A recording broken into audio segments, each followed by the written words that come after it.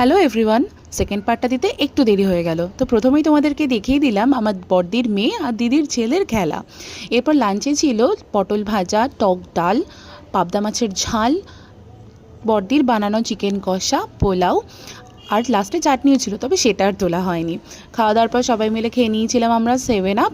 তারপরে বিকেল বিকেল ছাদে চলে গিয়েছি। মানিবাড়িতে বড় আম গাছ আছে, প্রচুর আম হয়েছে, সব গোলাপ খাস আম। মা আর দিদি তো লগা পেয়ে সব আম পাড়া শুরু করেছে। অনেকগুলো আম আমরা নিয়ে এসেছিলাম। এরপর বিকেল বিকেল করে আমরা খেয়ে নিয়েছিলাম চা, আর পুচকের খাবার খেয়ে নিয়েছিল। এরপরে সবাইকে আমরা টাটা করে বেরিয়ে গিয়েছিলাম। ওখানে না গেলে থাকতে ইচ্ছা করে, একদিন দুদিন না থাকলে সেটা ভালো লাগে না, কিন্তু সেটা সম্ভব নয়। তারপরেই আমরা চলে আসলাম গোবরডাঙ্গা স্টেশনে ট্রেন ধরার জন্য। স্টেশন থেকে একটু চিকেন পকোড়া, ফিঙ্গার কিনে নিয়েছিলাম খুচুর মুচুর খাওয়ার জন্য। এরপর ট্রেনে ফাঁকা, ট্রেনে আমরা গল্প করতে করতে বাড়ি চলে আসি দমদম স্টেশনে। তারপর সবাইকে টাটা বলে যেতে তো ইচ্ছা করছিল না, কিন্তু যেতেই হবে। তো তোমাদের কেমন লাগলো